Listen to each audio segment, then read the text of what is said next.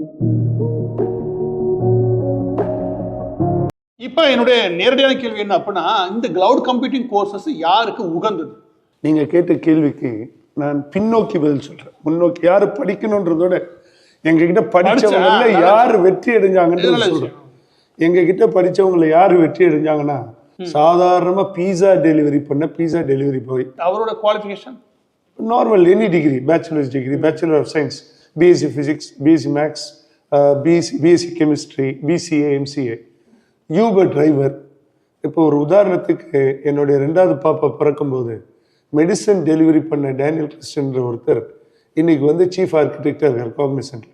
So கிளவுடுன்றது ஒரு புது language கற்றுக்கிற மாதிரி. பழசு தெரிஞ்சவங்களாம் என்ன பிரச்சனை அவங்க கிட்ட, புதுசே அப்சர்வ் பண்ண மாட்டாங்க.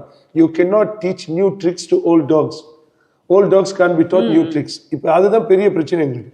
ஓ இது ஆரக்கல் அப்படி இருக்குமா, ஓ இது சீபல் அப்படி இருக்குமா, ஒரு பிளைனா வந்து ஈஸி.